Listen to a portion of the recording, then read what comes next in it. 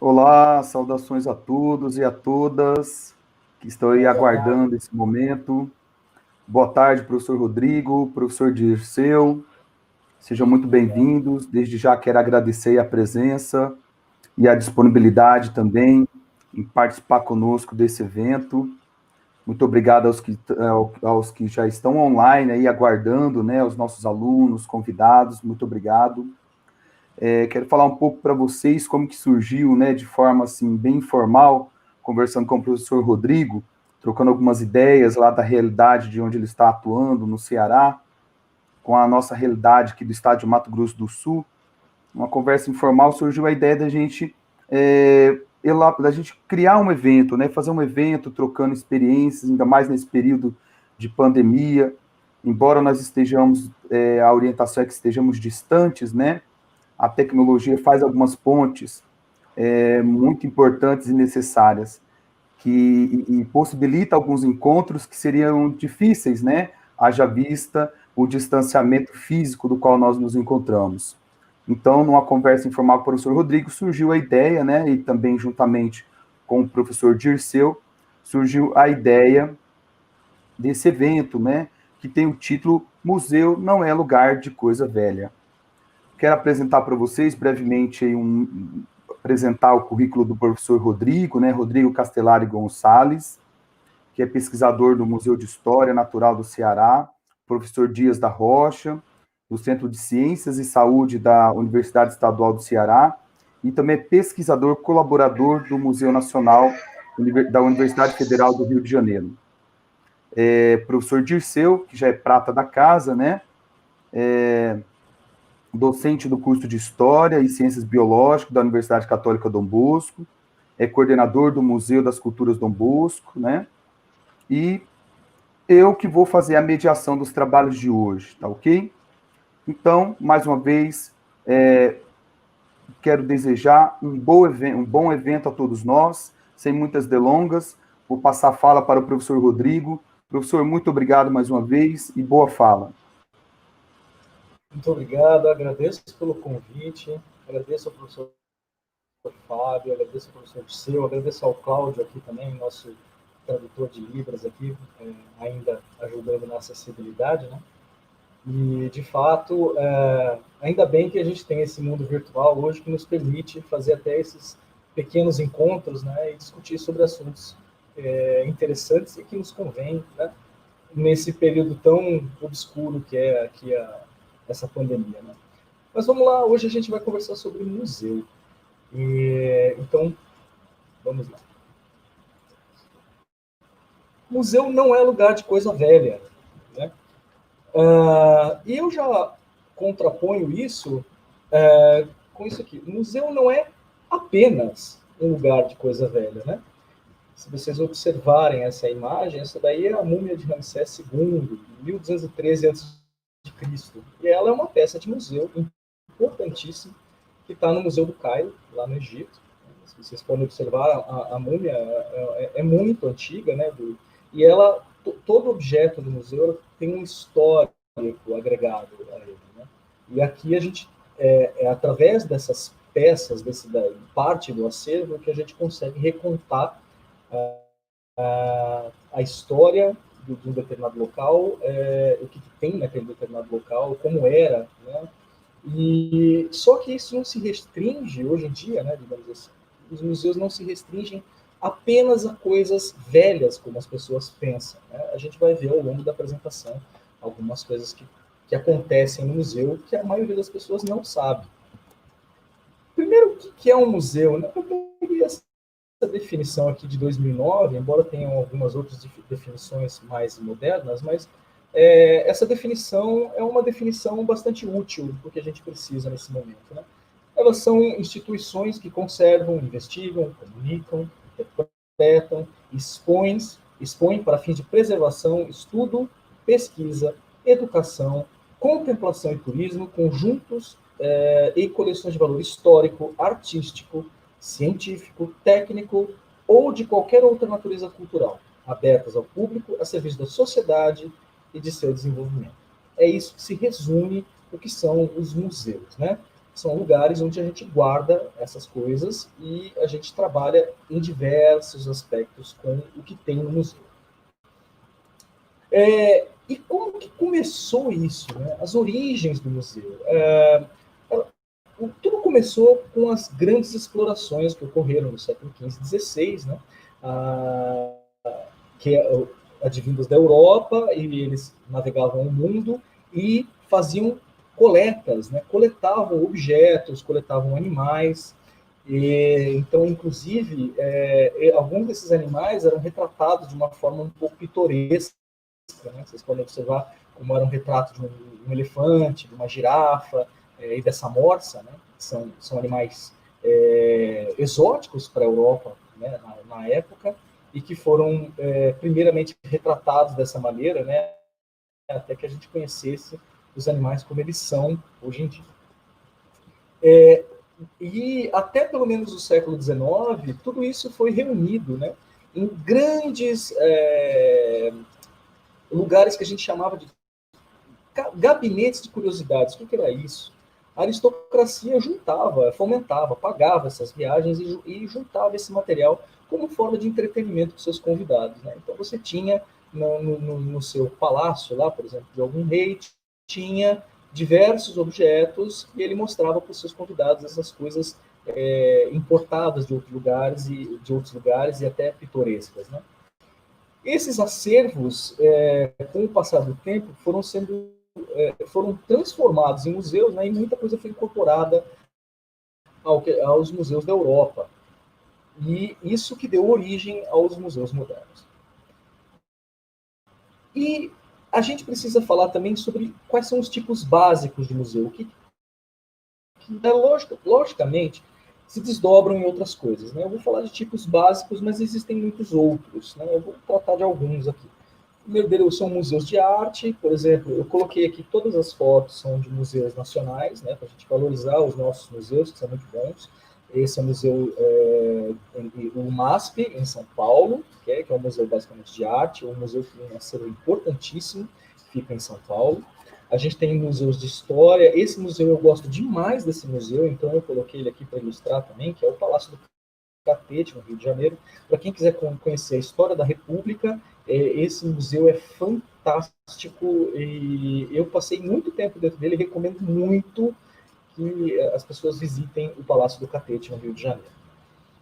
Temos também museus virtuais, como, por exemplo, o Museu da Língua Portuguesa. Esse museu pegou fogo no passado em São Paulo, né? Eu nem sei o status atual dele, se ele já voltou, né? Ele tinha um acervo muito grande sobre a língua portuguesa e, por preconceito, muita gente nunca foi visitar esse lugar. E as exposições eram fantásticas, né? A gente não tem noção da riqueza da nossa língua, de quantas coisas a gente pode extrair de informação da própria língua portuguesa. E é um museu sobre a nossa língua, com palavras, com muito interativo. Era, de fato, um museu fantástico. Eu até vou procurar mais informações se ele já voltou a funcionar. Temos também outro museu maravilhoso, que é o Museu de Ciência e Tecnologia da PUC, do Rio Grande do Sul. Recomendadíssimo esse museu também, né, que ele trata, tem, além de toda uma parte de ciência por trás dele, né, que eu vou mostrar mais daqui a pouco essa parte também, mas ele também tem uma exposição sensacional, com várias coisas que demonstram princípios de física, da biologia, e é muito interativo, e as crianças podem ir lá e brincar, fazer experimentos ali ao vivo, é simplesmente sensacional. Também conheço esse museu, fiquei muito tempo ali brincando com as coisas, simplesmente sensacional. Quem estiver por Porto Alegre pode ir lá conhecer esse museu, que não vai se arrepender. Temos também os museus de história natural. Um dos exemplos aqui que a gente tem é o Museu de Zoologia da USP também, que fica ali no bairro do Ipiranga, em São Paulo, atrás do Museu Ipiranga. Não é o Museu Ipiranga, é atrás do Museu Ipiranga, né? Também tem um acervo gigantesco, com peças belíssimas, até essa preguiça gigante. É um museu que vale muito a pena ser visitado também, né? E também dada a sua importância na capital paulista e história natural e desenvolvimento de pesquisas aqui no Brasil. Mas o nosso enfoque aqui, pelo menos o enfoque que eu vou dar, são os museus de história natural. Né? Mas o que é, afinal de contas, um museu de história natural? O que a gente faz? Onde a gente estuda a vida e as suas manifestações.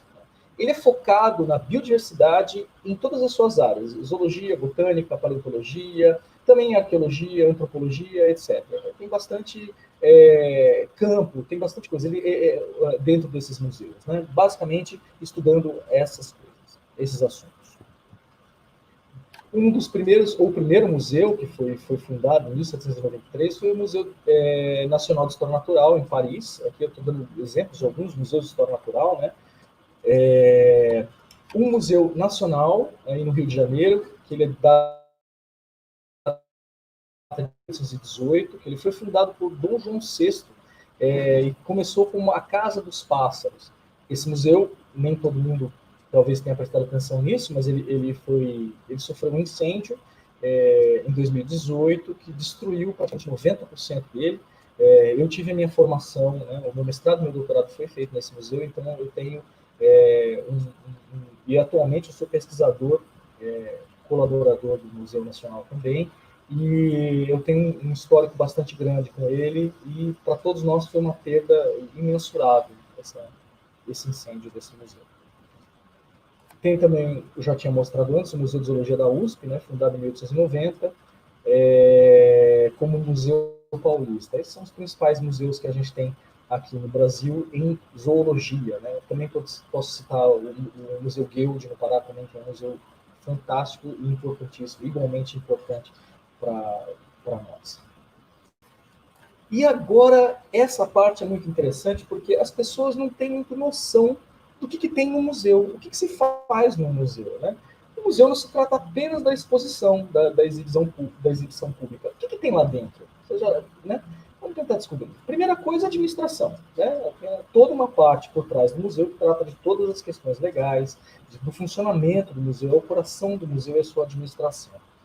E depois a gente tem também a exposição pública, que é a parte que o público tem acesso. Tem uma parte pequenina do acervo, geralmente está exposta nessa exposição pública, para que as crianças possam ver, os adultos também, as escolas, né, que geralmente tratam de diversos tópicos, diversos assuntos. Aí está ilustrado mais uma vez o Museu de Zoologia da USP, e que vocês logo na entrada vocês conseguem ver esse display fantástico com vários animais ali, desconhecidos para muitos, inclusive. Né? E a gente tem uma reserva técnica, que é onde a gente guarda os materiais que vão ficar se rotacionando quando está na exposição, ou então materiais que vão entrar na exposição em algum momento. A gente tem essa reserva técnica, que é uma guarda. A gente tem laboratórios de pesquisa, que aí sim é a parte maior dentro do museu, são laboratórios que ocorrem pesquisa. Essa parte o público não tem acesso, geralmente, o público em geral, né? Mas ela é restrita mais a pesquisadores, tanto visitantes de fora do museu, quanto dentro do próprio museu, utilizam essa área e os materiais para fazer pesquisa. E, finalmente, a parte mais importante do museu, que são as coleções científicas, né, que é onde a gente guarda grande parte dos exemplares que a gente usa para fazer ciência, né, para estudar e tudo mais. Geralmente, ou a maioria dos museus não exibe esses exemplares, salvo algumas exceções. Alguns museus americanos, por exemplo, colocam exemplares dessa coleção, da coleção científica, na exibição, mas isso não é tão comum. Mas acontece, esse acervo, ele geralmente é guardado à pesquisa. Para que o museu, por que os museus são tão importantes assim? Né? Por que a gente guarda esses materiais, né, no museu? Em zoologia, pelo menos animais mortos. Né? Os museus não têm animais vivos, eles têm animais mortos. Por que a gente faz essas coleções de animais mortos? A primeira coisa é que os museus são testemunhos da biodiversidade. São coleções, por vezes, né, grandes museus têm coleções de abrangência mundial, que são fontes de consulta mundiais. Né? Alguns museus aqui do Brasil, vou citar mais uma vez o Museu de Zoologia da USP e o Museu Nacional, são dois museus gigantescos que possuem acervos históricos e com várias peças de outros lugares do mundo, né? Caso eu queira fazer algum estudo comparativo, comparando algum organismo que eu estude, eu posso utilizar o acervo que eu tenho lá nesse museu para fazer esses estudos, né? E eles são fontes de conhecimento para várias pesquisas relacionadas à vida, né? Então, agricultura, a biogeografia, conservação, ecologia, genética, legislação, medicina, toxinologia, zoologia, sistemática e por aí vai, né? Essa lista é bastante grande. Os museus têm testemunhos, o quê? Esses espécimes, eles servem como testemunhos dos trabalhos que a gente faz, mas não só isso, né? São testemunhos, por exemplo, da fauna que a gente tem atualmente, que não garantidamente vai continuar no futuro. Fauna, flora, etc., né? Materiais. Eu coloquei fauna ali, mas são não só da fauna, como também da flora e civilizações antigas, dependendo do museu. Também tem da fauna extinta antiga, de uma fauna extinta recente, materiais de localidades extintas, mas o que é isso? Vou mostrar mais para frente o que é uma localidade extinta.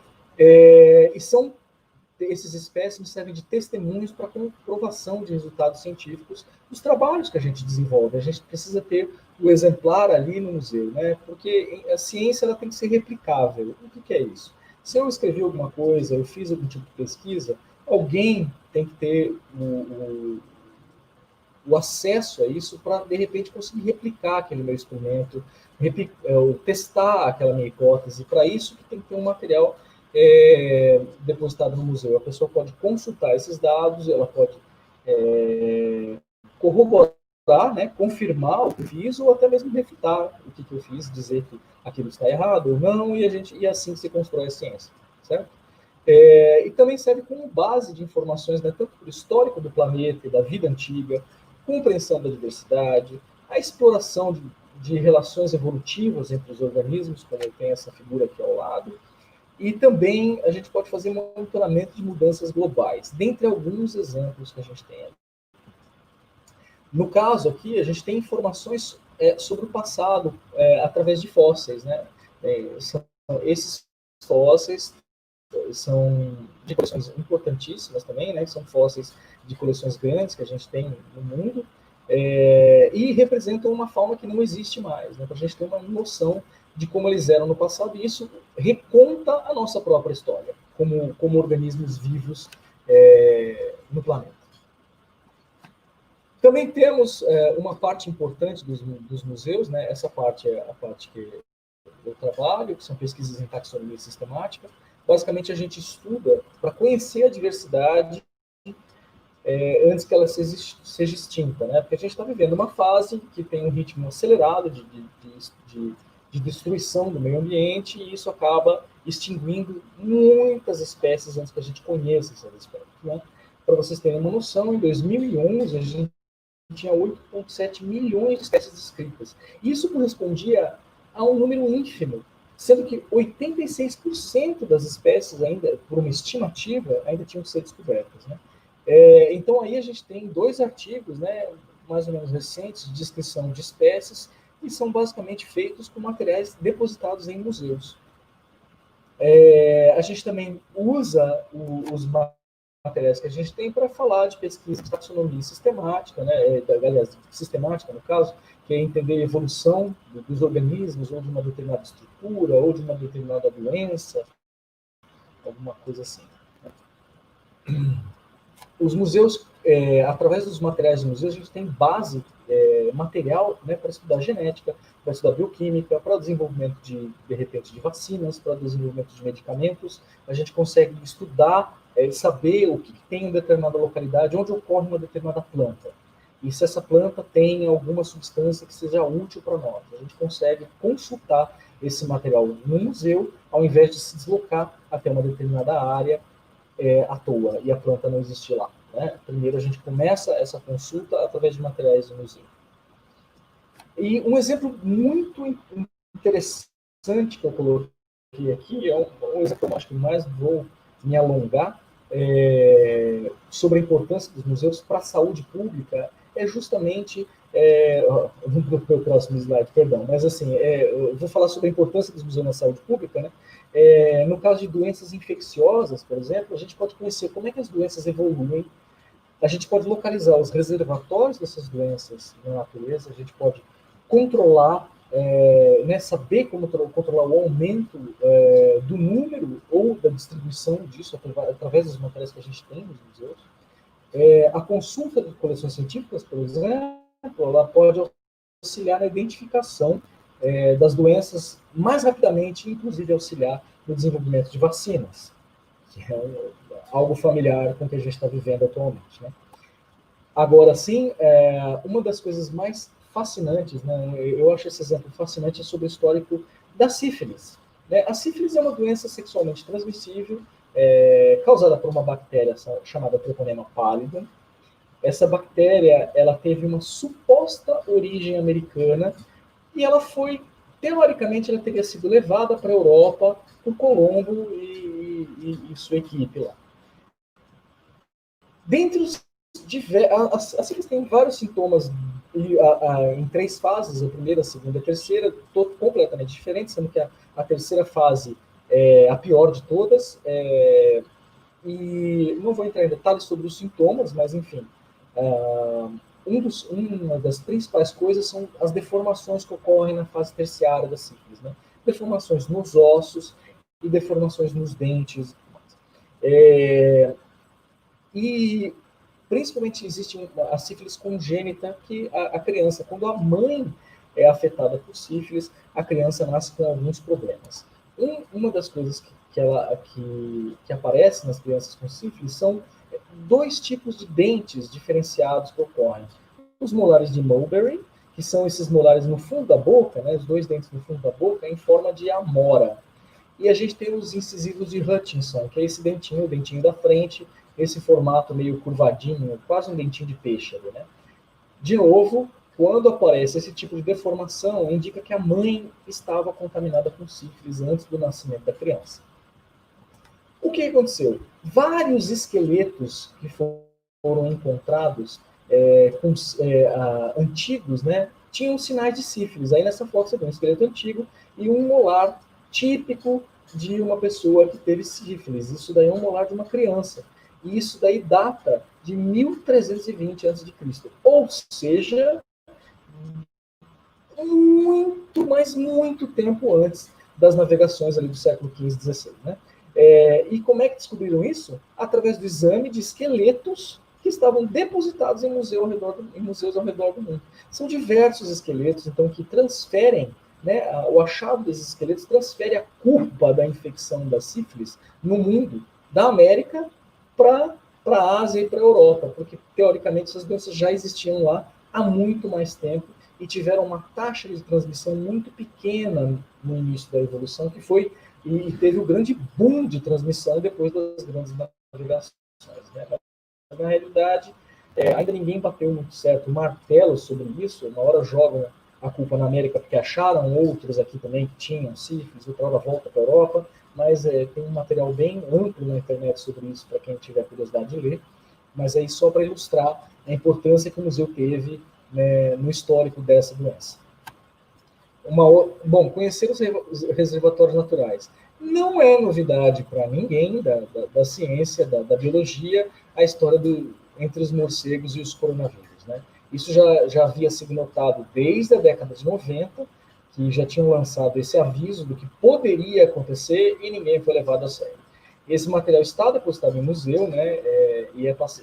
Tanto os morcegos como amostras dos morcegos que teoricamente contém o coronavírus, né? E então já se sabia disso há muito tempo. E não é só isso, outras doenças também são conhecidas dessa maneira e têm os seus materiais depositados em museu. A gente pode também, através de material de museu, detectar e monitorar contaminação ambiental. Existe uma coisa chamada biomagnificação, né? Que a gente lança alguma coisa ruim, né? Eu vou dizer ruim para tóxico, ou radiativo, ou várias coisas no meio ambiente. Isso, aí, por exemplo, mercúrio, né? Os peixes vão se alimentando do mercúrio, sei lá, de um pequeno crustáceo que comeu algum sedimento ali, aí o peixe vai lá e come esse crustáceo contaminado com mercúrio, e depois você acaba comendo mercúrio. A concentração de mercúrio vai aumentando ao longo da cadeia alimentar, sempre, né? Porque vai tendo uma biomagnificação, que a gente chama. E a gente consegue consultar isso através de material que está depositado em museu e entender como é que funciona essa dinâmica. Né? Uma outra história muito triste é sobre a questão do DDT, que é um inseticida, que ele era jogado livremente no ambiente para controlar uma série de insetos e pragas, e isso acabou se acumulando na cadeia alimentar até chegar nos rapinantes, né, nas águias, falcões e gaviões, e esse DDT ele acaba causando uma descalcificação dos ossos, e os ossos ficam frágeis, as ninhadas não vão adiante, acabam morrendo, quebrando e morrendo, né? E as espécies acabam por entrar em declínio. Como é que descobriu isso? Através da análise de materiais que estavam em museus, descobriu-se que eles estavam com contaminação por DDT e que isso se passou na cadeia alimentar. Né? Eu acredito que isso ainda esteja acontecendo na natureza. Outra coisa, uma utilidade para a agricultura, né? A gente, por conta de pragas, por exemplo, a gente pode saber como foi a origem da infestação, se ela foi natural ou se ela foi acidental ou até deliberada. A gente pode, através disso, fazer planos de ação para o controle dessas pragas e até mesmo prever novas infestações. Um caso clássico foi dessa mosquinha. Essa mosquinha ela apareceu nos Estados Unidos, na costa oeste dos Estados Unidos, e aí foram fazer uma pesquisa através de material depositado no museu. Descobriu-se que houve vários eventos diferentes de infestação naquela região e que culminaram com uma grande infestação. Né? E essa informação pode ser usada até mesmo para o controle dessas mosquinhas na região. Bom, a perda de habitat, o que a gente tem é a maior ameaça que a gente tem à biodiversidade atual, né? E através de material de museu a gente consegue monitorar o desaparecimento, inclusive o aparecimento de espécies, né? Porque às vezes desaparece uma espécie, mas aparece alguma espécie invasora no local, e a gente consegue conhecer como era e o que existia em algumas localidades que são extintas, como eu falei anteriormente. Eu vou mostrar 3 localidades extintas aqui. Uma delas é o Rio Doce, né? Que foi extremamente modificado com o desastre do Mariana. Tem 2 fotos aí mostrando o antes e o depois do Rio Doce, que tem em Minas Gerais e no Espírito Santo. Boa parte, muita coisa que existia nessa região foi perdida para sempre. Uma outra localidade extinta que a gente tem, um pequeno exemplo, né, é a Praia de Copacabana, por exemplo. Ela era assim, né? Antes disso era só vegetação, mas ela era assim, e hoje em dia é assim. Né? Então, o que vivia nas restingas da Praia de Copacabana, por exemplo, não existem mais. E só que existem algumas peças, né? Alguns indivíduos que foram coletados nessas regiões que estão em coleções em museus por aí. Inclusive, claro, o Museu Nacional, por ser no Rio de Janeiro, né? Graças a isso a gente consegue saber como era a fauna, a flora e até a vida humana nessas localidades antigas. Um outro exemplo clássico, uma foto bastante antiga aí, de outra localidade extinta, é o Rio Tietê, em São Paulo, que era um rio de meandros, né, totalmente em curvas, e hoje em dia ele está assim. Uma grande metrópole que tem uma fauna minúscula, São Paulo, né, se comparado com outras regiões, basicamente alguns insetos, alguns pombos, roedores e alguns aracnídeos, e é isso. Principalmente na região central da cidade, né? Fora coisas exóticas, né? Mas a gente não teria condições de saber o que existia em São Paulo há, sei lá, 50, 60 anos atrás, se não houvesse coleções científicas que tivessem materiais dessas regiões. Um outro exemplo clássico e triste também são as mudanças climáticas, né? A gente, através de materiais a gente consegue estimar os impactos que ocorrem nos organismos, né? Eu coloquei aqui que a gente consegue ver como funciona a retração e a expansão da distribuição geográfica de alguns animais. Um ícone da luta da mudança climática é o urso polar, né? E agora vejam só a situação de como está o urso aí, né? Invadindo uma cidade da Rússia para se alimentar de gelo, porque a mudança climática está acabando com o habitat do bicho, está destruindo tudo e ele não consegue encontrar alimento. E a gente, inclusive, através de materiais, a gente consegue prever impactos futuros como esse do urso, por exemplo. Outra coisa interessantíssima é a aplicação disso para efeitos ambientais, né? Veja só, esse gráfico mostra a temperatura do globo, como ela aumentou em função do tempo, né, dos anos. E aqui a gente tem a ninhada dessa ave, né? E o que se descobriu através de materiais em museus, depositado em museus, eu não canso de me repetir isso, é que, veja só, o número de ovos que essas aves colocam foi aumentado, né? O número de ovos não, perdão. Os dias que essas aves colocam os ovos, eles foram acrescidos de 9 dias. Então, ao longo do tempo, reparou-se que cada vez mais cedo essas aves estão fazendo a postura dos ovos dela. Então, isso altera bastante coisa no ambiente, na biologia do animal, e, em geral, né? E pode ser um reflexo de outras coisas que estão acontecendo ali. E não menos importante, jamais menos importante, são a aplicação dos museus na questão da exposição, né? Entretenimento e educação das pessoas em geral, para informação. Essa é a parte gostosa do museu, que a gente pode passear, levar as crianças, e é onde muitos de nós que começaram a trabalhar com história natural e com biodiversidade, foi onde começou a nossa primeira paixão, né? Conhecer o museu, assim, e visitar a exposição. Eu tive a sorte aí de conhecer mais de 50 museus aí mundo afora nesses últimos 4 anos. Foi uma experiência fantástica para mim. E recomendo. Pode ser um passeio muito mais instrutivo do que vocês imaginam visitar um museu ali no final de semana como lazer. E a pergunta que não quer calar, né, com uma reflexão. O museu é mesmo lugar de coisa velha? Será que você conseguiu mudar a sua opinião aí sobre isso ao longo da minha apresentação aqui, né? Deu para reparar que, além da gente trabalhar com material velho, de fato, a gente também incorpora materiais novos àquela coleção, às coleções, e a gente sempre tem um desenvolvimento de ciências, e muitas vezes uma ciência básica, né? Ciência básica significa que outras coisas são aplicadas, usam o que a gente faz para poder funcionar, né?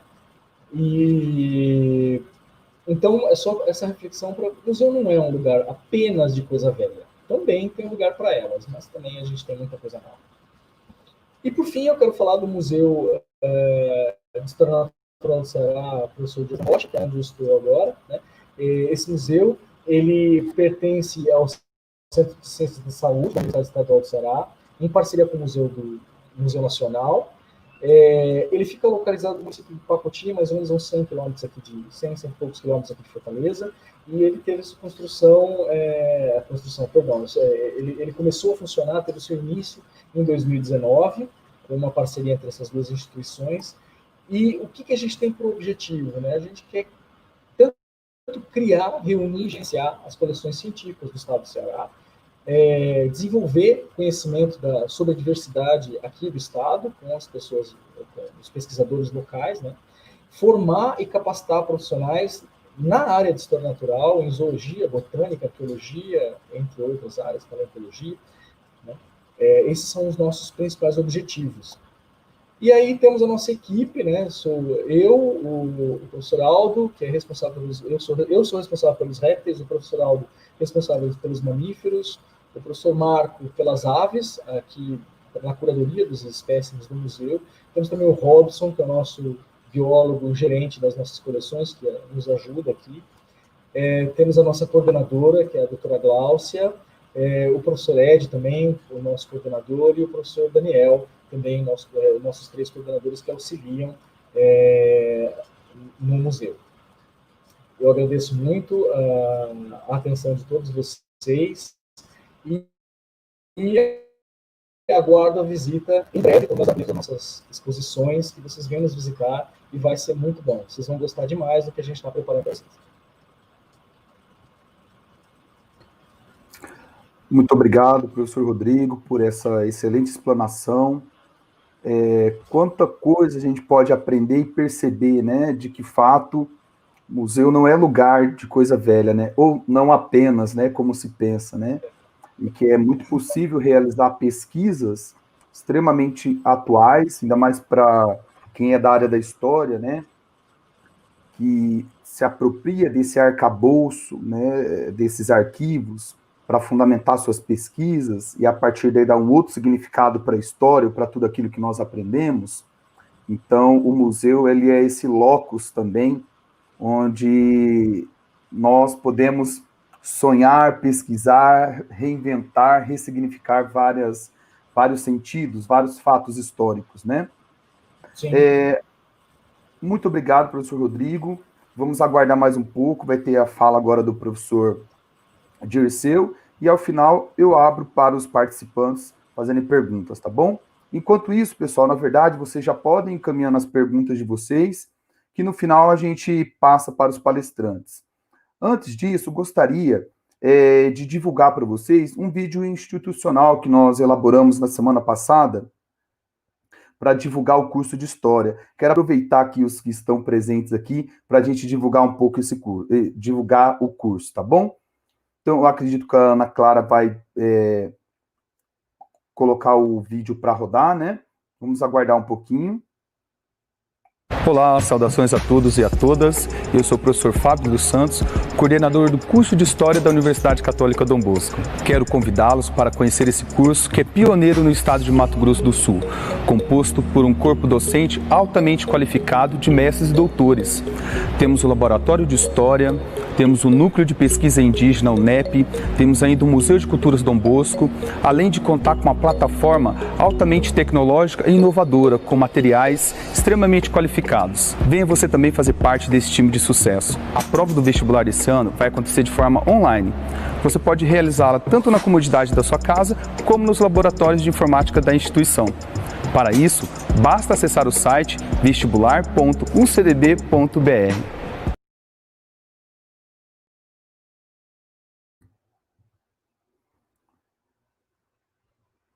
Bom, todos conseguiram assistir? Acho que parece que começou no meio, né? Todos conseguiram ver? Não tem importância, foi um teste aqui, no final a gente pode divulgar novamente, tá bom? Fazendo uma divulgação do curso de História. Bom, agora quero passar a palavra para o professor Dirceu,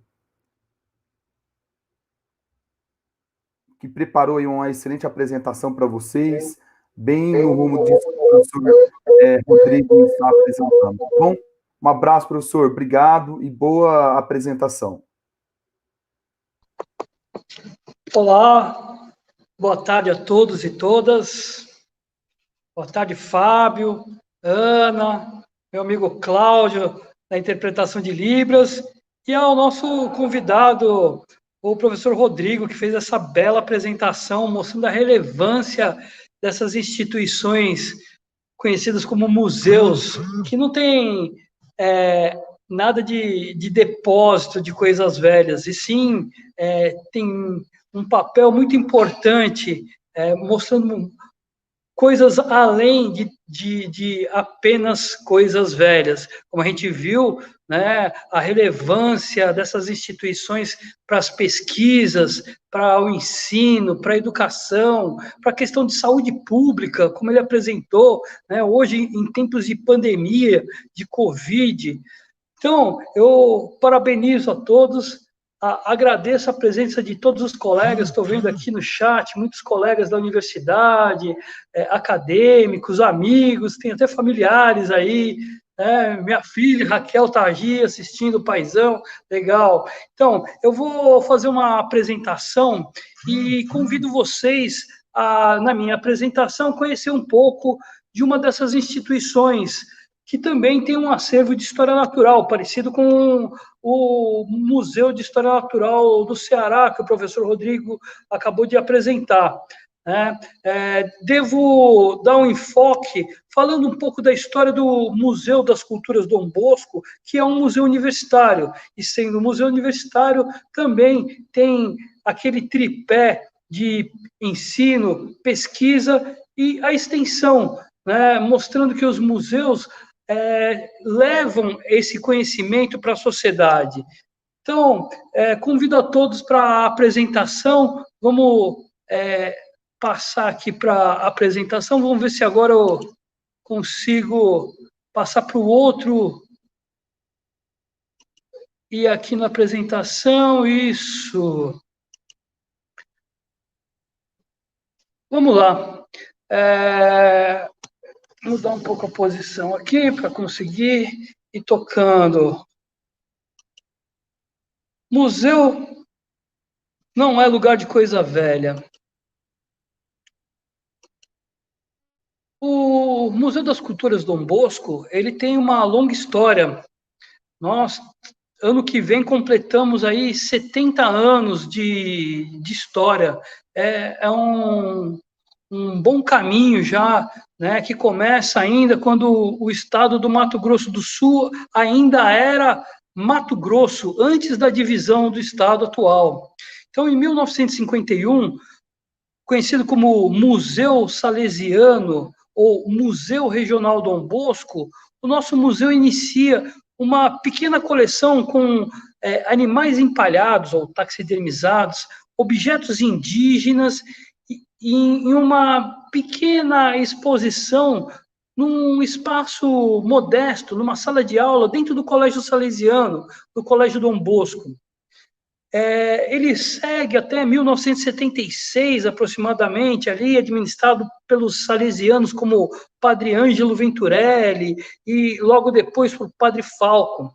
Padre Falco, um entomólogo amador, ele inicia uma mudança desse museu que ocupava uma sala de aula dentro do Colégio Dom Bosco para um novo espaço.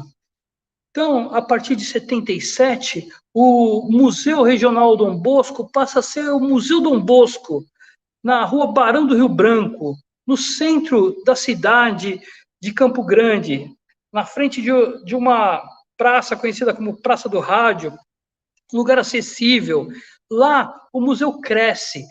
Padre Falco, um grande empreendedor, né, uma pessoa muito articulada com outros pesquisadores, ele conseguiu adquirir e aumentar esse acervo de forma significativa. Então, coleções como malacologia de conchas, entomologia, passam a fazer parte do acervo desse Museu Dom Bosco.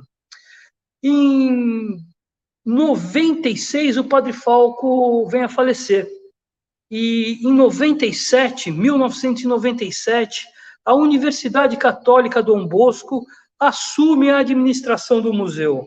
Então, passamos, a partir desse ano de 97, a ser um museu universitário. Vários professores, professora Lídia Amar, professora Emília, professora Cida, que está no curso de Biologia, muitos professores passaram por essa instituição, nas curadorias dessas diferentes coleções, que eu vou apresentar para vocês em breve. Ficamos nesse prédio até 2005. Em 2005, nós começamos um processo, uma mudança assim minuciosa, um processo de transferência desse acervo para um novo prédio. Mudamos mais uma vez, mudamos de nome, mudamos de prédio, de localização e mudamos também de proposta museográfica.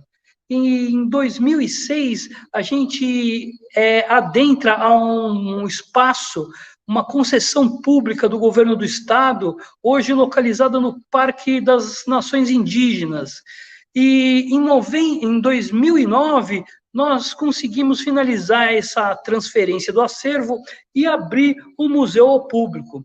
De 2009 até hoje, o Museu das Culturas Dom Bosco vem cumprindo esse papel social de apresentar para a sociedade os patrimônios naturais, uma grande pluralidade étnica através de várias etnias indígenas que têm aqui nas nossas exposições a sua cultura material e até mesmo imaterial sendo apresentadas. Vamos lá, eu vou convidar vocês para fazer um tour virtual. Vamos ver se vai dar certo aqui o link. Acho que sim, hein?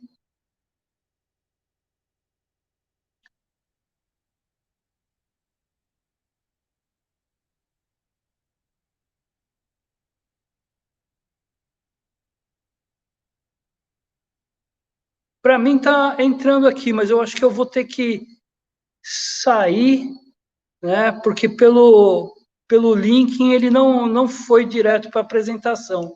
Vou fazer o seguinte, vou minimizar aqui a apresentação em slides.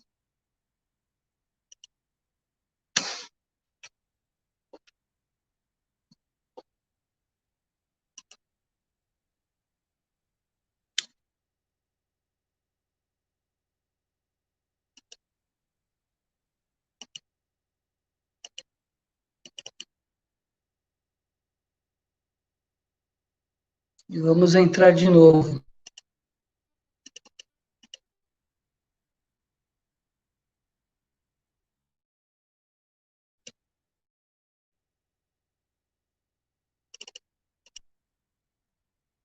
Minutinho, a gente já estamos entrando.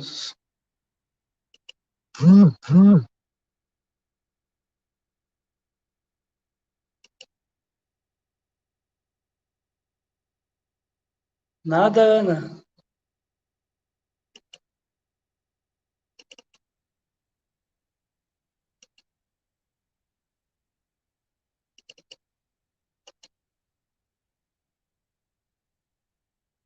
Agora sim.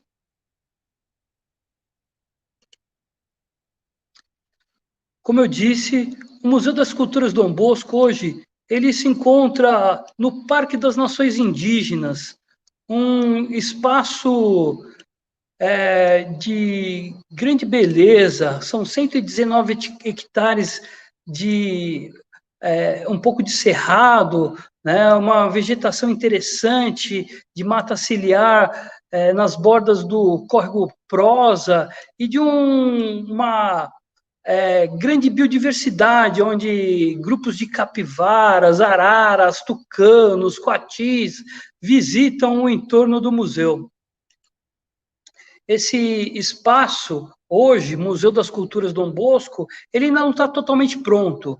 Ele foi projetado para ter 2 grandes salões, onde apenas um se encontra pronto definitivamente à visitação pública.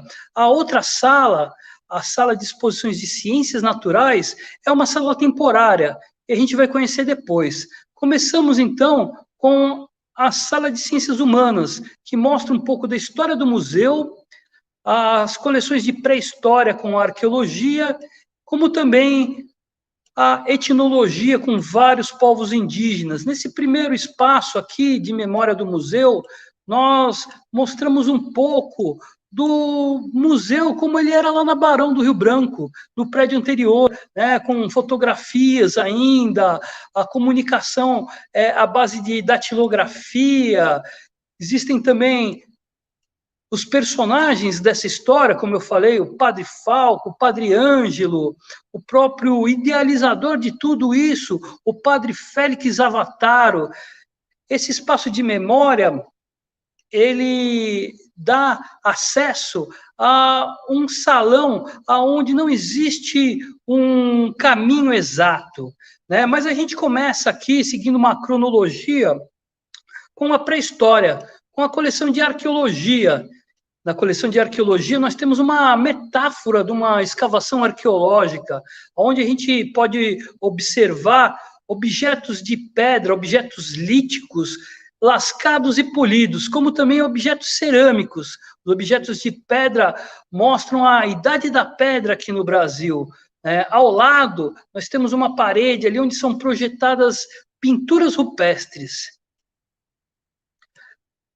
Ao lado da exposição de arqueologia, a gente tem um espaço etnográfico, é um espaço que aqui a gente vai conseguir ver detalhes, né, dos objetos que são colocados abaixo do piso. As pessoas circulam por cima dos objetos e aqui é apresentado um pouco da cultura material do povo Chavante do Mato Grosso. São projeções de imagens, né, e imagens no teto também. A coleção Chavante ela é muito interativa. Passamos agora para a coleção do povo Boy Bororo. Essa exposição ela remete a uma aldeia circular Bororo. Toda aldeia Bororo, desculpe, ela é circular. Ela tem essa divisão em dois grandes clãs. Do lado direito, o clã do sul, e do lado esquerdo, o clã do norte.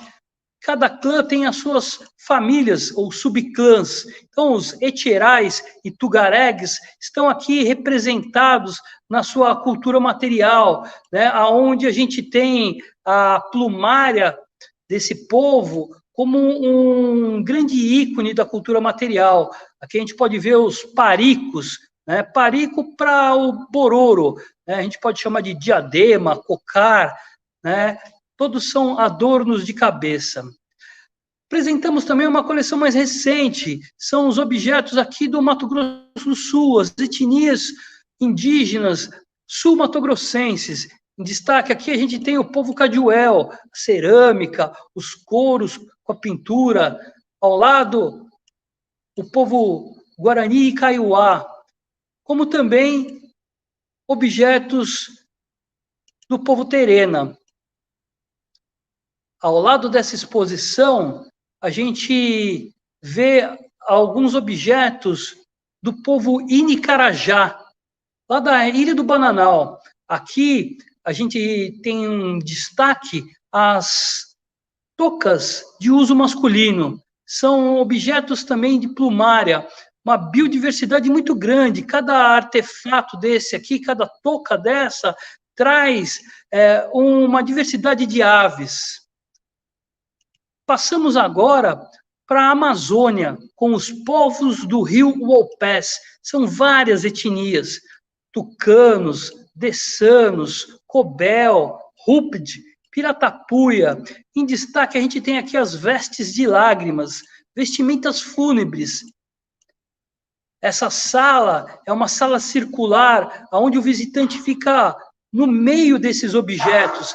Ele tem a sensação de estar sendo observado pelos objetos. A exposição, ela segue nesse corredor, né, apresentando diferentes materiais dessas diferentes etnias. Ao lado esquerdo, a gente tem um destaque com os instrumentos musicais, instrumentos de sopro, percussão e ritmo. Do lado direito, a gente pode reparar que a parede é toda vazada. Os objetos que estão abaixo do piso, eles trazem, né, essa possibilidade de serem tateados pela comunidade cega. O deficiente visual, ele, na parede aqui, ele pode ter a ideia do tamanho de uma canoa, ou mesmo de um vaso, que está exposto dentro da vitrine. Então, essa nova museografia, essa nova forma de expor os objetos, é uma maneira inclusiva de trazer o visitante a uma interação, como também a acessibilidade aos diferentes públicos. Passamos agora para a exposição temporária Dererum Natura, de Ciências Naturais. Aqui, nessa vitrine no chão, nós temos as coleções de animais invertebrados. Na primeira parte, até a metade, nós temos uma coleção de moluscos, conchas. É a malacologia, a área da biologia que vai estudar esses moluscos. Da metade até o final, a gente tem a entomologia, coleção de insetos, com borboletas, besouros e outros representantes da fauna invertebrada. No fundo, a gente vê a exposição de minerais e ao lado de paleontologia. E ao lado, dentro dessa grande caixa, a gente vai conhecer um pouco dos animais taxidermizados conhecido também como animais empalhados. A biologia é a coleção, ou melhor, a ciência, que vai apresentar os vestígios fósseis, os restos de plantas e animais, ou marcas que eles deixaram no passado geológico. Em destaque, a gente tem aqui essa formação de peixes aqui, lá da Serra do Araripe, perto de onde o nosso amigo Rodrigo está, né? O Araripe, a bacia sedimentar ali de Formação Santana, ela abrange o estado do Piauí, Pernambuco, como também o Ceará. A Formação Santana de Peixes, alguns mesossauros brasilienses, né, da bacia do Paraná, existem também trilobitas e outros exemplares. Ao final dessa exposição, a gente pode ver aqui um pouco dos animais vertebrados da exposição. Animais como peixes, anfíbios, répteis, mamíferos. Volto, então, à minha apresentação.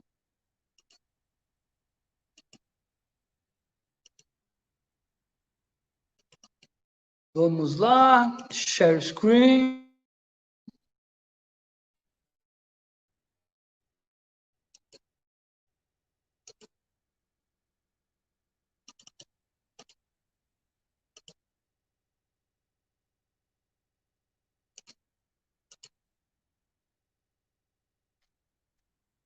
Já está entrando. Passa aqui.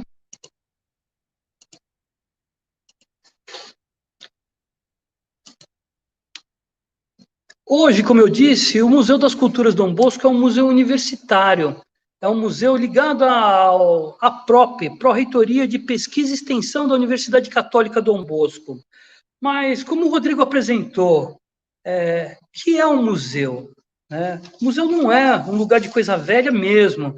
Museu é um lugar que cada vez mais tem um papel social importantíssimo, um papel de fazer com que a sociedade conheça os seus patrimônios.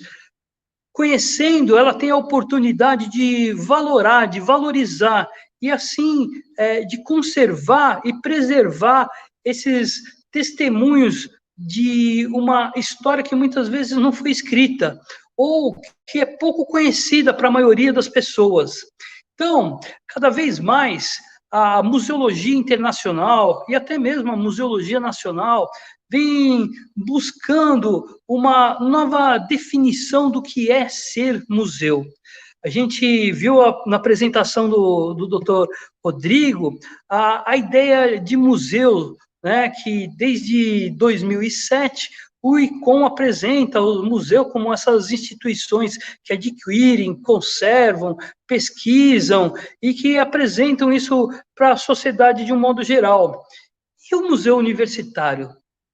O museu universitário é essa instituição que normalmente está vinculada a uma universidade, mas existem algumas peculiaridades, que podem trazer até uma certa confusão. Existe uma diferença entre o que é um museu universitário e uma coleção científica ou uma coleção universitária. A coleção científica universitária é aquela mais restrita, que, embora adquira, conserve, pesquise, ela não se preocupa em divulgar, ela não tem uma exposição permanente aberta ao público, não tem programas educativos buscando trazer uma comunicação específica para esses diferentes públicos. Normalmente, ela é mais limitada, ela tem um público mais restrito, formado muitas vezes por pesquisadores, e que não tem aquele caráter de espaço de lazer. Aquelas coleções que são mantidas para fim de estudo, a gente chama de coleções didáticas, e elas estão muito ligadas aos cursos universitários.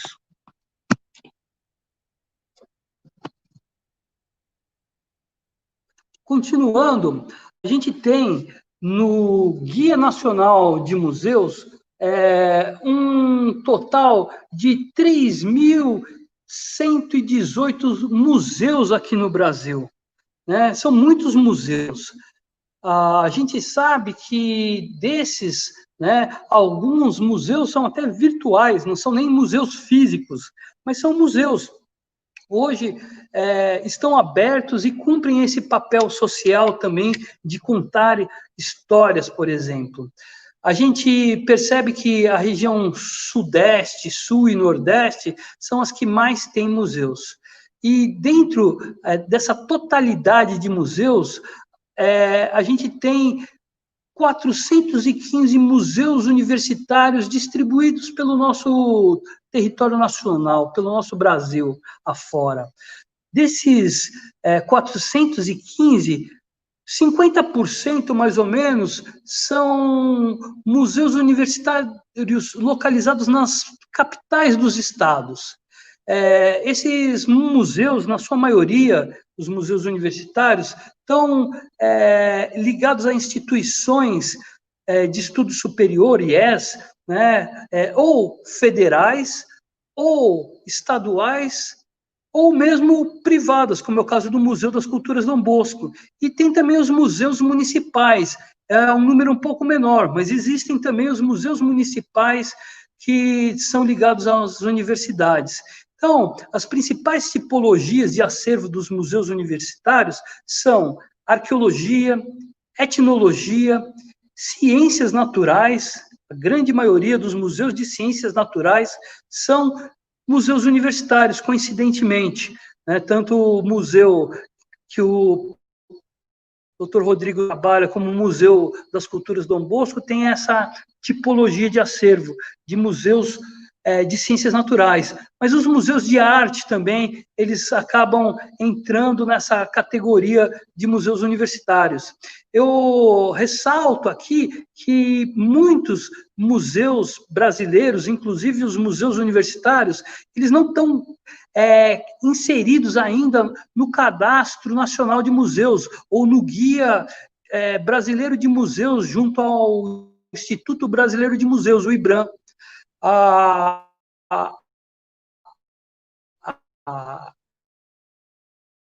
Dados que eu trago aqui dos museus universitários, inclusive, não são sim, de um levantamento que o MAST, Museu de Astronomia e Ciências Afins do Rio de Janeiro, fez e levantou esse número de 415 museus distribuídos no território nacional.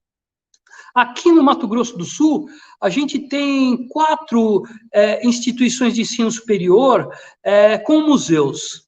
A Universidade Federal do Mato Grosso do Sul é a que mais apresenta esse espaço. Mas aí eu faço uma ressalva, de novo, volto àquela ideia de museu e coleção. Será que todos esses espaços de memória, de pesquisa e extensão são museus? Então, a Universidade Federal, ela tem ali o herbário, junto ao Instituto de Biociências, aqui em Campo Grande. Tem também o Museu de Anatomia, a Casa de Ciência e Cultura, né, que é ligado ao Instituto de Física, onde eu faço o meu doutorado no INF, lá na UFMS. E o Memorial Henrique Spengler. Já o Memorial Henrique Spengler, né, é na cidade de Coxim, no interior do estado. Eu acredito que esses espaços, eles fogem um pouco àquela categoria de museu, como eu disse, né, sendo mais restritos a um público limitado. Nem todos estão abertos ao público em geral, cumprindo aquele papel de lazer, com exposições abertas ao público. Eles acabam tendo uma categoria mais específica dentro das coleções científicas ou coleções universitárias. Já o Museu de Arqueologia, aqui da capital, o MUARC, né, hoje é administrado pela Lia, mas fundado pelo professor Gilson e depois pela professora Emília, esse sim é um museu que tem esse caráter além de pesquisa. e apresenta-se como um espaço com exposições permanentes, com um programa educativo voltado diretamente à sociedade como um todo. O Museu de Arqueologia do Pantanal também entra como um museu, né? Já localizado na cidade de Corumbá, fora da capital, fronteira ali com a Bolívia. Outra instituição universitária é a Universidade Federal da Grande Dourados, a UFGD. E ela tem ali dentro da sua estrutura o Museu da Biodiversidade e o Museu dos Solos, né? Entrando nessa categoria assim de museus. Segundo a lista do MAST, do Museu de Astronomia e Ciências Afins, aparece também o museu ou espaços, né, museológicos da Universidade Estadual de Mato Grosso do Sul, a UEMS, de Dourados. Mas eu desconhecia esses museus, nunca ouvi falar deles e conheço muito pouco. Não sei dizer se são espaços realmente abertos ao público ou não, né? Se são espaços como espaços para coleções universitárias. E o último desses museus universitários é aqui de Campo Grande, é o que eu estou apresentando hoje, o Museu da Universidade Católica Dom Bosco, hoje Museu das Culturas Dom Bosco. O que esses museus universitários têm como uma característica muito forte? É a relação com a pesquisa, né? Segundo a Marília Xavier Cury, a gente sabe que essa relação museu e público é muito forte. E ela traz aqui duas citações que mostram bem esse papel de interação entre museu e sociedade. Então, ela coloca aqui essa dinâmica entre o interno e o externo, entre museu e sociedade, entre os profissionais de museu e o público, cria um lugar metodológico para que os museus universitários, dentre vários aspectos, desenvolvam a pesquisa de comunicação ou pesquisa comunicacional. Então, a pesquisa em museologia, a gente sabe que não é restrita aos museus universitários. Apesar disso, e sem negligenciar esse aspecto, o museu universitário é um locus primordial de pesquisa sistemática e permanente, não somente porque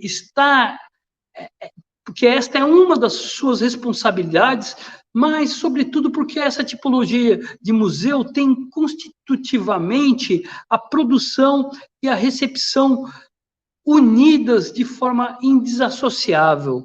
Então, todos os museus podem fazer pesquisa e fazem, principalmente a pesquisa de público. Basta ter um livro de assinatura, por exemplo, você começa a entender quem é seu público e, a partir desse levantamento de perfil de público, dessa pesquisa inicial, trazer uma museografia, uma comunicação mais acessível ao seu público. Conhecendo o seu público, você vai ter um diálogo melhor com ele. Então, a gente apresenta aqui 4 tipos de pesquisa. O primeiro são aquele tipo de pesquisa que é desenvolvido ligado às coleções, né? O Rodrigo mostrou bem ali o trabalho que o Museu Estadual do Ceará desenvolve. O Museu das Culturas do Dom Bosco também tem pesquisas específicas nas suas diversas coleções. A segunda tipologia de pesquisa são as disciplinas exteriores ao acervo, por exemplo, a questão de iluminação, a questão de umidade e temperatura. Muitas vezes essa segunda tipologia de pesquisa, ela está ligada à questão de funcionamento do museu, principalmente a questão de conservação ou mesmo de estudos de restauração e até de pesquisas de público, como eu havia dito anteriormente.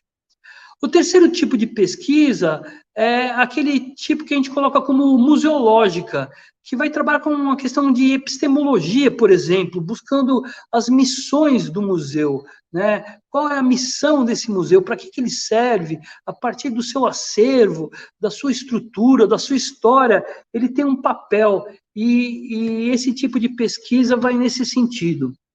O quarto tipo de pesquisa também é um tipo de pesquisa ligado a questões museológicas, mas diferente da segunda, que está mais ligada à questão de museografia ou mesmo de conservação, esse quarto tipo de pesquisa ele está ligado à comunicação, a como o museu se comunica, as dimensões midiáticas e patrimoniais que essa instituição tem com a sociedade. A missão do Museu das Culturas Dom Bosco, hoje, como a própria ideia de museu, ela vem mudando, né? Essa missão, hoje, do Museu das Culturas Dom Bosco, ela foi elaborada em 2005, naquele processo de transferência do Museu Dom Bosco para o Museu das Culturas Dom Bosco. Hoje, a gente percebe que a gente precisa rever essa missão, né? Mas continuamos com a missão de possibilitar e ampliar o acesso da sociedade, atraindo-a para o conhecimento por meio das atividades lúdicas e da aplicação de técnicas de conservação e preservação de acervos, assim como na difusão de referências patrimoniais e culturais, utilizando suas coleções, a fim de dar suporte ao ensino, à pesquisa e à extensão universitária. Como eu falei, essa missão, como a própria ideia de museu, ela de tempos em tempos ela precisa ser revista. E hoje o Museu das Culturas Dom Bosco vem trabalhando nesse sentido no seu plano diretor. O acervo do Museu das Culturas Dom Bosco, como eu disse, é um acervo de ciências naturais. A gente tem uma coleção de minerais aqui representada por um exemplar de uma turmalina, uma aquamarinha, desculpa, incrustada num quartzo leitoso. Temos também aqui ao centro o Mesosaurus brasiliensis, né, um réptil ícone para entender a teoria da deriva continental, do movimento das placas tectônicas.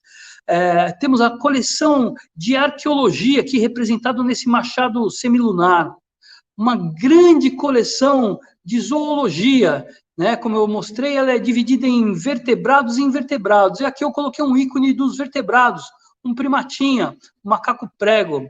E o Museu das Culturas Dom Bosco, ele é conhecido como Museu do Índio por conta do seu acervo e das suas coleções de etnologia. São vários povos indígenas, e aqui eu trago um adorno de cabeça, feito um adorno, um artefato plumário da etnia Boi-Bororo.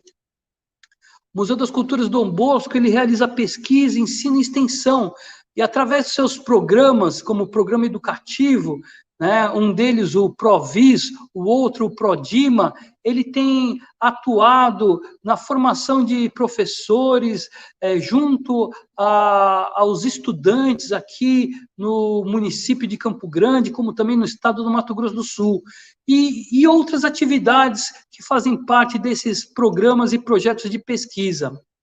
Dentro dos trabalhos de pesquisa, o Museu das Culturas Dom Bosco tem realizado os trabalhos de conservação preventiva dentro das suas coleções. Tem coleções de inorgânicos, coleções de orgânicos, cada um traz suas características e suas necessidades, como também dentro do ensino de ciências, na questão de educação ambiental e educação patrimonial, nas diferentes coleções.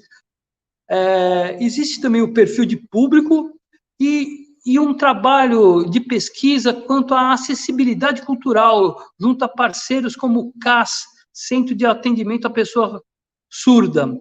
Aqui na imagem a gente vê, ao lado esquerdo, a professora doutora Mercedes Okomura, fazendo um levantamento de pontas líticas ou artefatos bifaciais, pontas de flecha da coleção de arqueologia, né? É um outro exemplo do museu utilizando esse acervo não só para pesquisa interna da universidade, mas em parceria com outras universidades.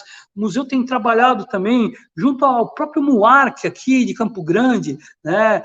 Existem cerâmicas na publicação do catálogo de cerâmica arqueológica do Mato Grosso do Sul, que são cerâmicas aqui do acervo do Museu das Culturas Dom Bosco.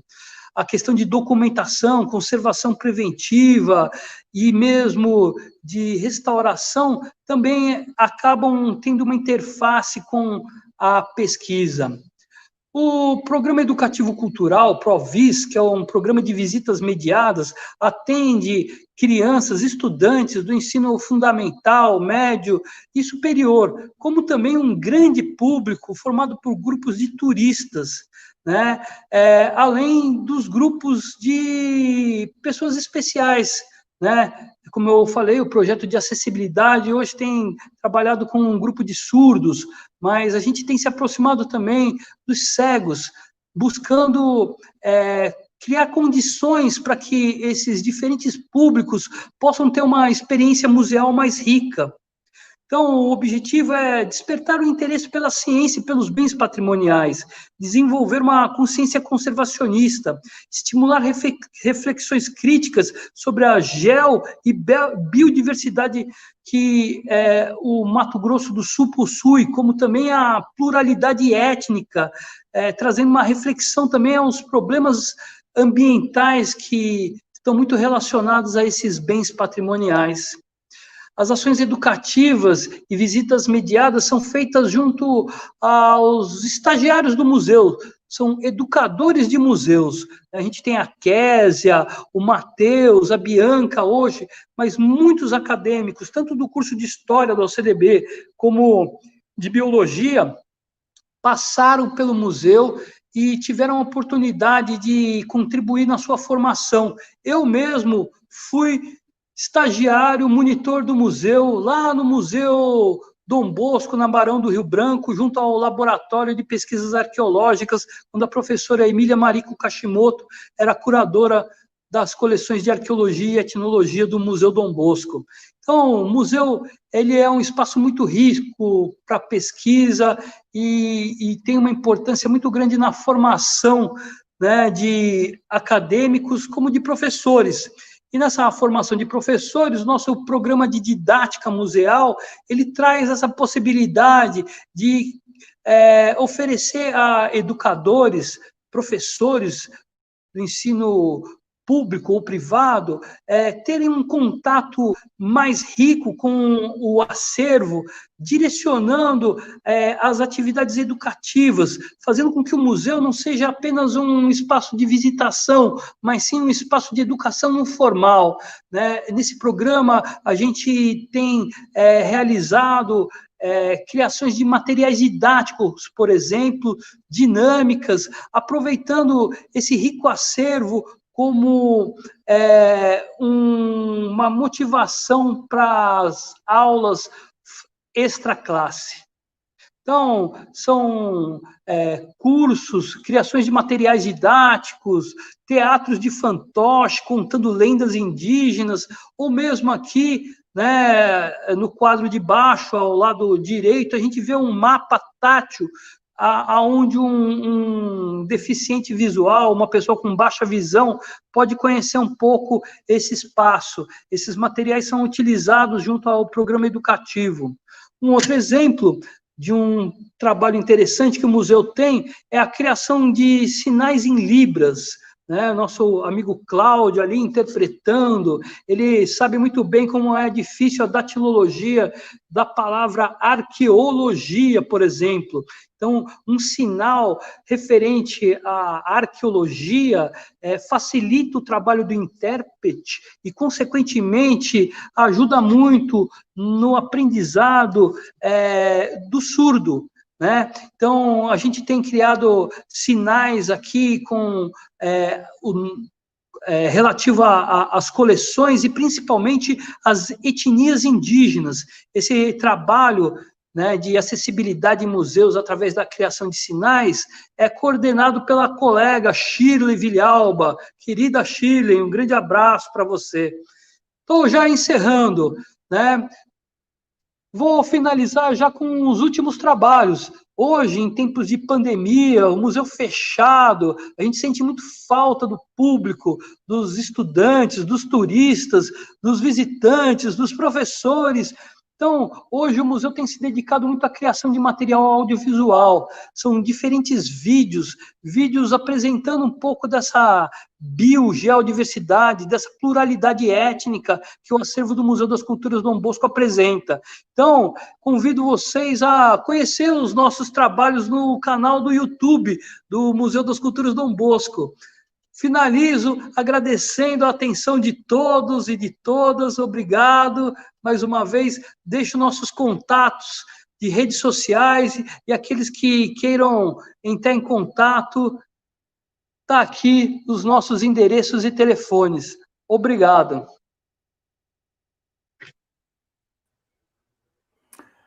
Bom, muito obrigado, professor Dirceu, pela excelente explanação. É sempre muito bom a gente ver pessoas apaixonadas falando daquilo que ama fazer, né? Como é o caso do professor Rodrigo, do professor Dirceu. E eu acredito que todos nós que escutamos aqui essas duas falas hoje tivemos um pouco da dimensão da importância do museu, tanto para a formação cultural quanto da formação acadêmica dos nossos alunos.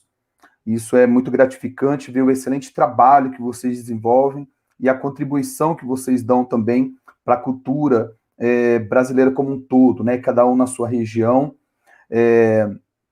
dando aí a sua parcela de contribuição. Estive acompanhando aqui o chat, todos né, os comentários. Não tem nenhuma pergunta. Caso alguém ainda queira fazer alguma pergunta, temos alguns minutinhos ainda, pode enviar para nós, para a gente repassar aos nossos palestrantes. Bom, enquanto isso, quero passar aí para o professor Rodrigo, professor Dirceu, fazer suas considerações finais. Caso ninguém tenha nenhuma pergunta, vocês fiquem à vontade aí para se despedirem, tá? E desde já, mais uma vez, muito obrigado, professor Rodrigo, pela disponibilidade. Sei que sua agenda é extremamente corrida aí, mas agora nos 5 minutos de acréscimo do segundo tempo, nós conseguimos, né, um tempinho, né, professor Dirceu, para poder realizar essa atividade. Não posso deixar de agradecer também a toda a equipe que está envolvida, né, por trás dessa live, na pessoa da Ana Clara, agradecer ao Cláudio, que está fazendo, que é o nosso intérprete aqui, e também aos professores do curso de História, e a outros professores que estão aqui, aos alunos, muito obrigado, viu? Passo a palavra, então, ao professor Rodrigo. Eu também gostaria de agradecer, repetir a sua lista, Fábio, na sua completude, né, o Dirceu, você, o Cláudio, a Ana, e toda a equipe que está por trás aí também. Eu estava assistindo a apresentação, foi simplesmente fantástica. Eu estou, digamos, embasbacado com o seu museu, o museu de vocês. Ele é muito bonito, ele me pareceu muito completo.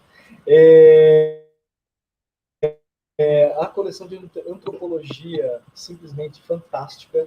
Estava acompanhando aqui o tour virtual, né? E, inclusive pelas coleções de invertebrados, simplesmente o nosso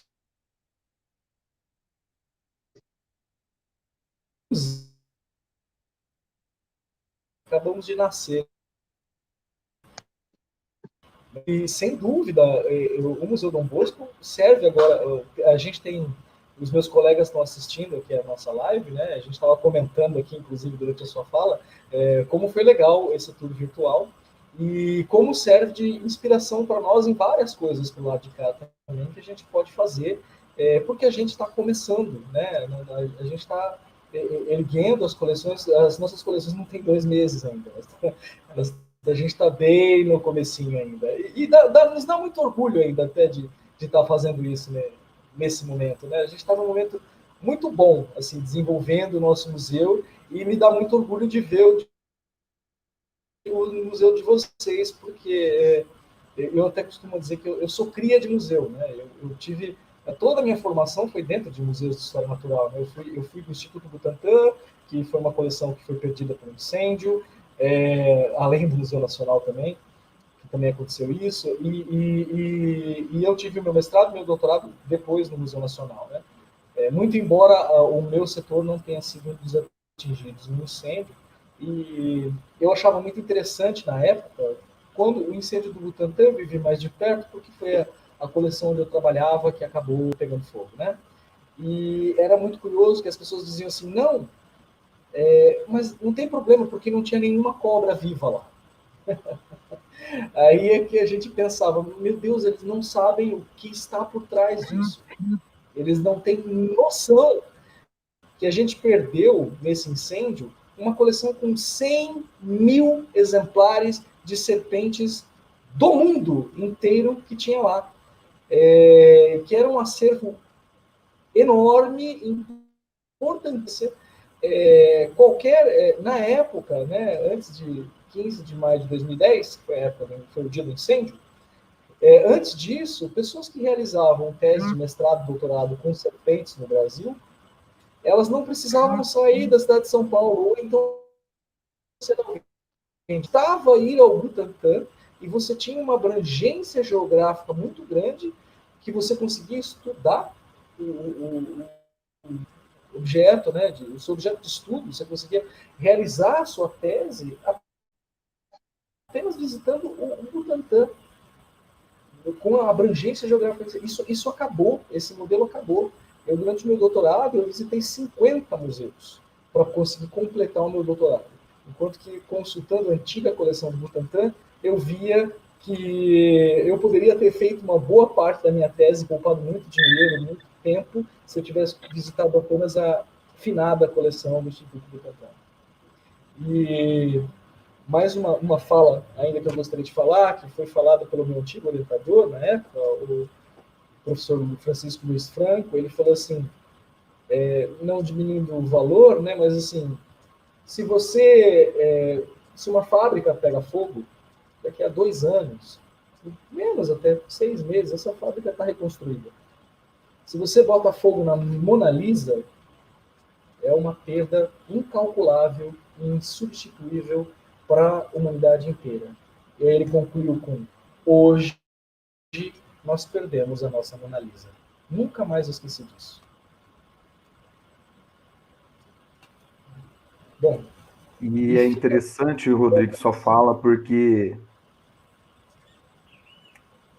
Perdão, é interessante sua fala, porque, na verdade, cada um sabe o significado e a importância, né, de todo esse acervo, né? Eu concordo plenamente contigo, né, que, de fato, nós perdemos a nossa Mona Lisa, né? E muitas vezes a gente fica vendo embates e debates pelas redes sociais, né? E houve muita comparação também quando queimou o Louvre, né? Sim. Foi o Museu do Louvre, né, se eu não me engano. Em Paris também houve uma comoção muito grande e logo eles conseguiram... Não, Fábio, não é o Louvre, foi Notre Dame que pegou fogo. Notre Dame, exato. Exato. Notre Dame. Eu ainda falei assim. Opa, Louvre não. Não foi ato Louvre, falho. Não. Nossa, Louvre não, ato falho. Quando começou muitos embates, né, o pessoal comparando, né, a administração, comparando a perda, né, como se que nós temos muito essa cultura de valorizar o que é de fora, né? Muitas vezes a gente acaba desvalorizando o que é nosso aqui dentro. E sem perceber também que quando queima o museu, queima parte da nossa história, né? Nós que somos da área da história, nós sabemos qual é o resultado disso para a nossa cultura, né? Como aconteceu em São Paulo, Museu das Letras, né? Da língua portuguesa.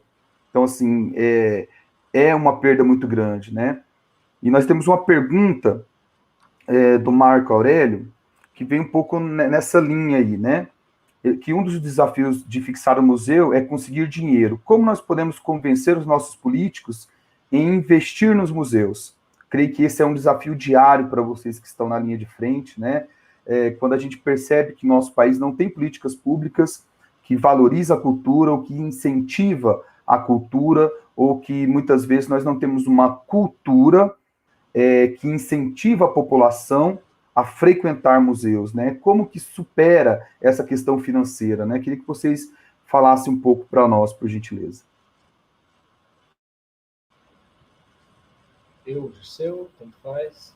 Bom, eu posso começar. Um pouco você já colocou, Fábio. A gente tem essa grande dificuldade aí, eu acho que é um paradoxo, né?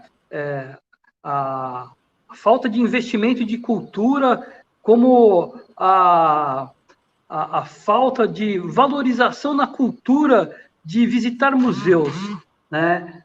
Existe também, hoje, principalmente, órgãos financiadores, já que, como a gente apresentou, a maioria dos museus de história natural são museus ligados às universidades, tanto a educação quanto a ciência, ou mesmo a cultura, no atual governo, tem sido bem complicado, né? Tem desestruturado órgãos fomentadores e que há tempos atrás apresentavam editais para que essas instituições conseguissem desenvolver projetos ou mesmo manutencionar suas estruturas.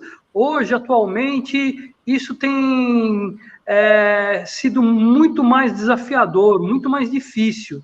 E agora, piorou com esse momento de pandemia, onde muitos desses 3.118 museus fecharam e provavelmente não vão reabrir. E mesmo que reabram, vão reabrir com um número muito menor de funcionários que antes estavam ali atuando nessas instituições.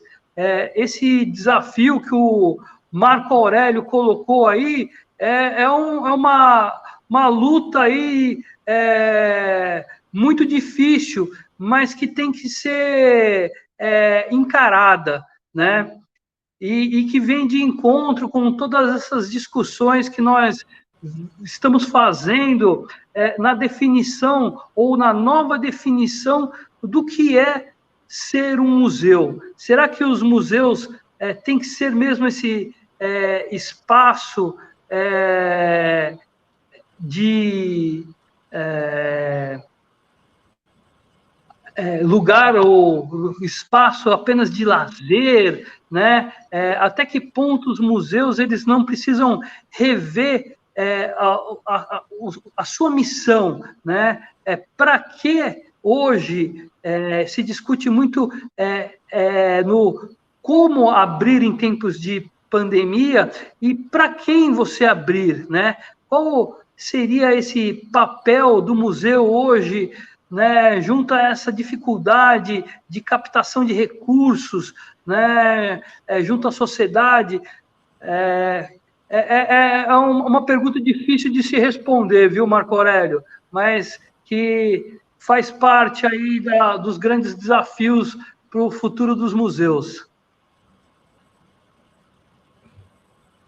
Eu fico imaginando que existe um público muito pequeno, né, uma parcela muito pequena da população que tem um certo interesse em ter uma atividade distinta no seu fim de semana ou durante a semana para ir aos museus, né? As escolas têm um papel fundamental nisso, porque as escolas acabam levando as crianças ao museu e é aí que começam as paixões, né? Por alguma determinada área, é você ir em algum museu e ver uma determinada obra e você conseguir se identificar com aquilo. Eu tive na minha vida, algumas experiências muito fortes no museu. Um deles foi no museu de Harvard, que eu vi os objetos do tal do, acho que era o touro sentado, aquele indígena, né? Se não me engano, eu posso estar falando o nome dele errado, mas enfim, de um indígena, e aquilo foi muito forte. Eu imaginei que esse personagem só existia em filmes, né? E tem lá os objetos dele, tudo lá bonitinho, né? E também no museu, no Smithsonian, também nos Estados Unidos, quando eu encontrei um peixe, né, um peixe chamado latiméria, né, que é um peixe que imaginava-se que era extinto, e depois conseguiram pescar um na África do Sul, e esse peixe está lá no museu, no Smithsonian, nos Estados Unidos, que é o peixe que tem as nadadeiras lobadas, é um elo entre os vertebrados, os tetrápodes e tudo mais, e foi uma experiência muito forte para mim ver aquilo, né, essas duas obras, assim, essas duas peças do acervo. E como estimular isso, né? Esse é o grande desafio que a gente tem, né? Estimular que as pessoas visitem os museus, que a diversão não está apenas no shopping, a diversão a gente tem que atrair o público para viver, e nisso criar esse interesse, e aí ter uma valorização, e de repente conseguir daí um aumento da captação de recursos. Mas, enfim, parece tudo um pouco onírico, mas acho que esse pode ser um dos caminhos que podem levar a um maior investimento nos museus, em geral. Ótimo, ótimo. Obrigado mais uma vez, Dirceu, Rodrigo. Essa era a única pergunta que nós tínhamos, uma pergunta extremamente relevante, né, e muito inquietante, né, para vocês dois, principalmente, que estão à frente de museus aí. Então, deixo a palavra aberta para vocês se despedirem.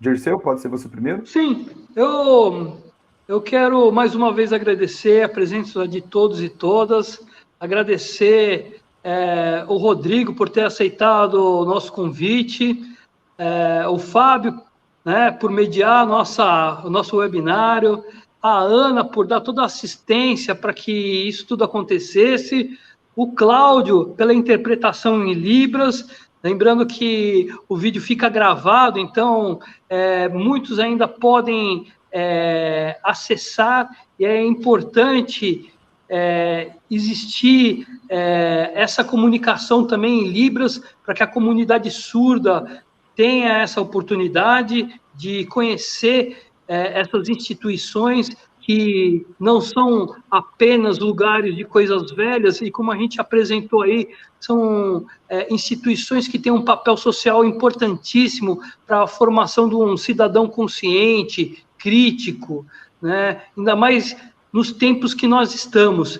E aí eu finalizo, né, fazendo uso de um questionamento que um museólogo, né, que trabalha com a epistemologia, faz parte do grupo do ICOFON, né, o Bruno Brulon Soares e a colega dele, a Magaldi, quanto a uma importante reflexão do papel da museologia nacional e dos museus na atualidade. Eles questionam assim, como que os museus podem colaborar com a sociedade para o futuro. Qual será o valor dos museus para a sociedade após a passagem dessa pandemia da Covid-19, que fez com que a gente revesse valores, aonde impôs um isolamento social, onde existe hoje até uma carência de visitar espaços de cultura, né, que até pouco tempo eram trocados facilmente por uma visita aos shoppings, e os shoppings continuam abertos, os museus não, né? Então, como que isso vai ser para o futuro? Não sabe também como vai captar recurso para isso, né? Mas a gente espera que os museus e desculpa que meu celular quase caiu agora. Que os museus e a museologia, que elas nos ajudem a refletir sobre a memória e a restaurar as nossas experiências coletivas por vir. Agradeço mais uma vez a todos e a todas. Um bom final de tarde para alguns e bom começo de noite para outros. Obrigado. Também agradeço a todos, agradeço de seu, Fábio, Cláudio, Ana, e aos nossos ouvintes aqui da nossa live. Muito obrigado por tudo. E até uma próxima. Valeu, professores, muito obrigado, viu? Mais uma vez, quero agradecer a toda a equipe, tá? E também a todos que estiveram presentes, prestigiando esse momento conosco aí, aprendendo e compartilhando essas experiências. Muito obrigado a todos e até uma próxima oportunidade, pessoal. Um abraço.